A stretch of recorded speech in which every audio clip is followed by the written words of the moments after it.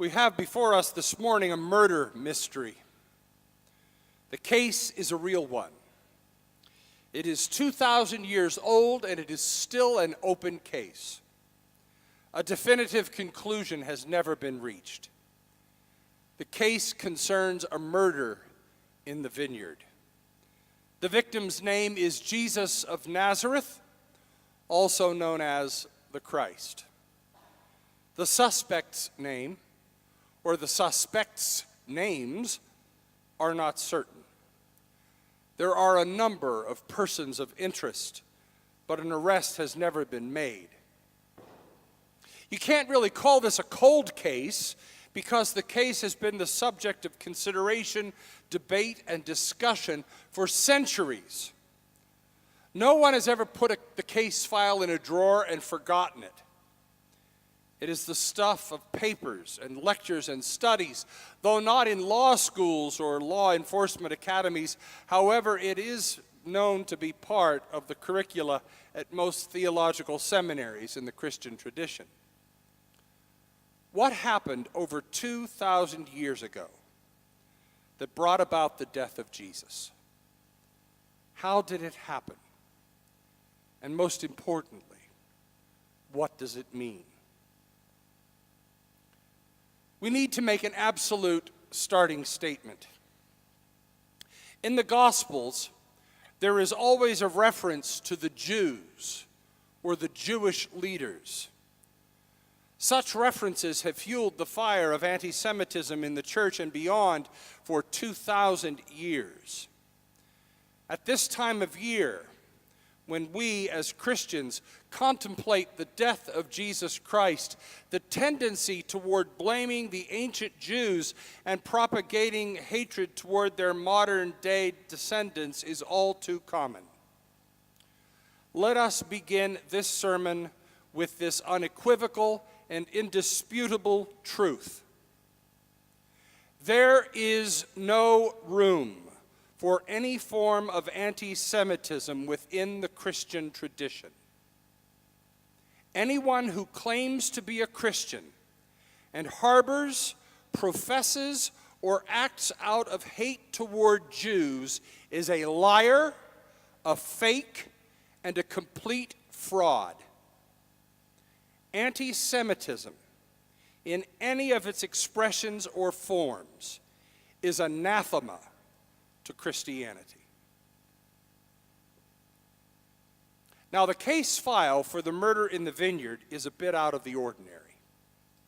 Its pages contain two stories, two allegories, one from the prophet Isaiah and one from Jesus Christ. Both allegories concern a vineyard, its owner, and its tenants. Each informs the other, but both take us to the heart of the matter, the murder of Jesus Christ. Isaiah tells us, "My beloved had a vineyard on a very fertile hill. He dug it and cleared it of stones and planted it with choice vines. He built a watchtower in the midst of it and hewed out a wine vat in it." Jesus tells us, "A man planted a vineyard, put a fence around it, dug a pit for the winepress and built a watchtower. Then he leased it to tenants and went to another country." In Isaiah's telling of the story, the vineyard is a failure. Instead of sweet and useful grapes, the vineyard yields wild and useless grapes. In Jesus' story, the vineyard is a huge success, yielding a bountiful harvest of good grapes. The results differ, but the scene of the crime is the same. There is general agreement that these two allegorical tellings, the vineyard refers to God's people, God's creation, God's property. The one who plants the garden and owns the vineyard is God. In the vineyard of Isaiah's report, the failure of the grapes to produce good fruit is representative of the failure of God's people to live according to the principles of justice and righteousness. The vineyard is abandoned and forsaken, and the people who were God's pleasant planting are taken off to exile in Babylon. In Jesus' story, the owner sends an emissary to those who are tending the vineyard in the owner's absence. The first emissary, a slave, is beaten and sent away empty-handed. The second emissary was beaten over the head and insulted and sent away with nothing. The third emissary was killed, and the same went on and on for every emissary that was sent. Finally, the owner of the vineyard sent his own son to collect the profits of the vineyard. The owner thought that his own son would be received and his authority would be respected. But when the owner's son came to the vineyard, the unworthy tenant said, "This is the heir. Come, let us kill him, and the inheritance will be ours." So we are told they seized the owner's son, killed him, and threw his lifeless body out of the vineyard. That's the case file. Those are the stories that have been told and passed down through the ages. We've heard them countless times. But what conclusions can we draw? As in every homicide case, the question comes down to motive. Why was the victim killed? In our specific quest, the question narrows to, why was Jesus of Nazareth murdered? Make no mistake, Jesus' death was a murder. It was violent, it was gruesome, it was a heinous crime. Crucifixion led to a grisly death by suffocation and exposure, according to forensic reports. And Jesus' death was unjust. We Presbyterians say it in our brief statement of faith, unjustly condemned for blasphemy and sedition. Jesus was crucified, suffering the depths of human pain and giving his life for the sins of the world.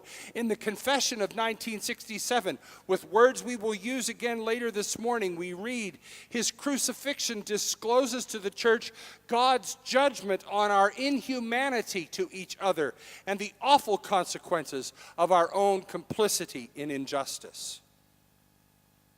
An innocent man was murdered by those religious and political authorities who colluded to bring about his death. According to other reputable accounts in the Gospels, the common people of the day were co-conspirators in crying out for Jesus' unjust gangland execution. But why? Why did they want Jesus gone so badly? It's a question of authority, of who will be in charge. It is a question of power, who will have it and who won't. You hear it in the rationale of the unjust tenets of Jesus' story. The inheritance will be ours. We will take from God and take from God and take from God until all that is God's is ours. We will use it and we will abuse it as we please. We will have the things the way we want them without respect to God's intent in giving them to us. We will do as we please without regard to things like justice and righteousness. We do not want God's help. We will do as we please. We will take the resources of creation and all that they bring and use them as we will. We do not want God's way of life.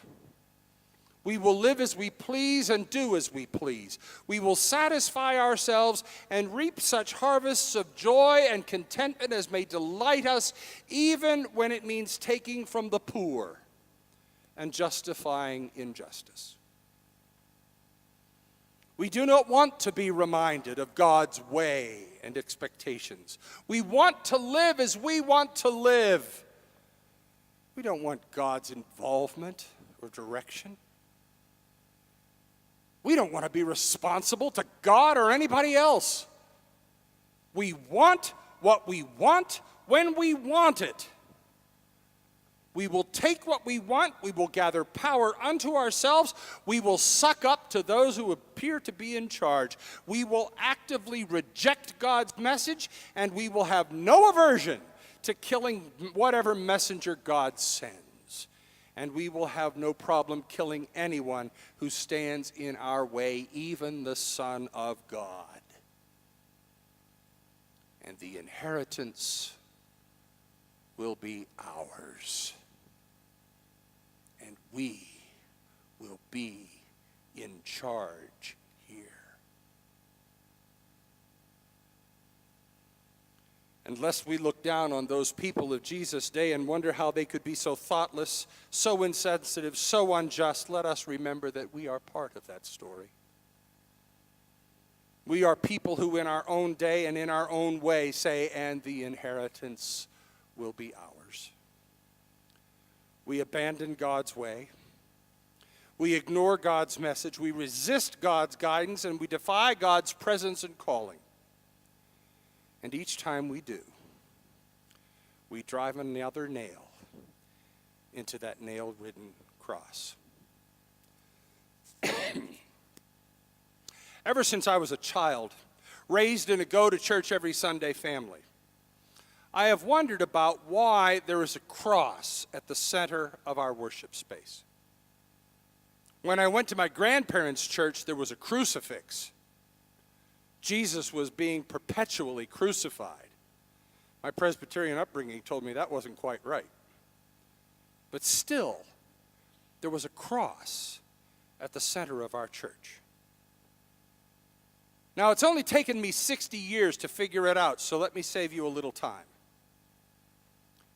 Maybe the cross is at the center of our worship because it tells us something about God and our relationship with God.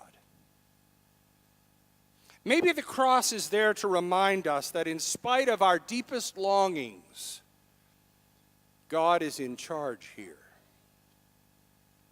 Maybe the cross is there to remind us that violence is not the way to live as people created in the image of God.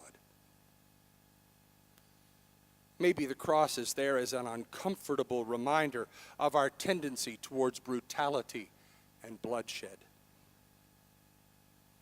Maybe the cross is there to remind us how easy it is to slip into unjust behavior and practice. Maybe the cross is there to make us just uncomfortable enough that we abandon the wrongdoing and ego-centered ways of living. Maybe the cross is there to remind us of our tendency to hubris. Maybe in the cross we can see our propensity to excessive pride, arrogance, and ambition. Maybe the cross is ever before us, reminding us of how pitiable and pompous we can be. Maybe the cross is there to remind us how easily misguided and irresponsible we can truly be. But, and here's the good news,